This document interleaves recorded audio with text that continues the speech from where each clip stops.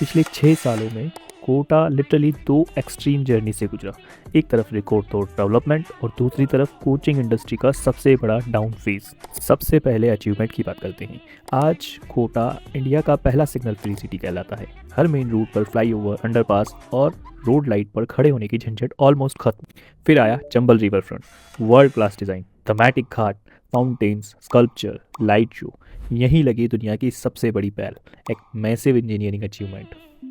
City wide beautification, नए parks, विख्यात oxygen park, better street lighting, पूरा शहर नया दिखने लगा।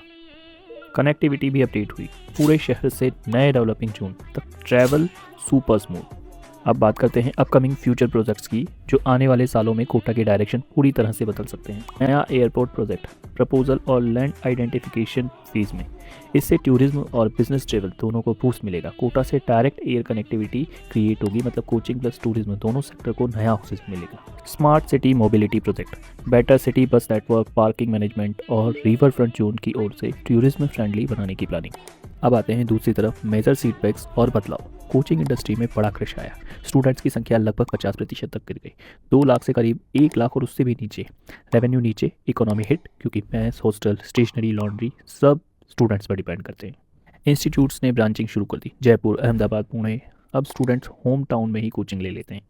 एडटेक ने भी बड़ा डेंट मारा, सस्ता एसेसिबल अल्टरनेटिव मिल गया। सबसे पेनफुल पार्ट, स्टूडेंट 2023 में highest ever record, national image खराब हुई, पेरेंट्स डरने लगे कोटा भेजने से। गवर्नमेंट ने रूल्स टफ किए, 16 साल से कम बच्चों को कोचिंग पर रोक। हॉस्टल्स में स्प्रिंग लोडेड फेंस इंस्टॉल करना पड़ा। ये रिमाइंडर है कि प्रेशर कितना एक्सट्रीम था। कोचिंग इंडस्ट्री के डाउनफॉल का इम्पैक्ट सिर्फ स्टूडेंट्स पर ही नहीं, लोकल बिजनेस ओनर पर भी पड़ा। कई फाइनेंशियल क्राइसिस, मेंटल स्ट्रेस और लोकल्स का परसेप्शन भी बदला। पहले कोचिंग पर गर्व था, अब लोग पूछते हैं किस कीमत पर।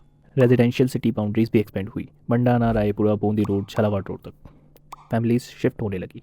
लेकिन स्टूडेंट्स हॉस्टल में हज़ारों रूम्स खाली, पूरी बिल्डिंग्स खाली पड़ी हैं।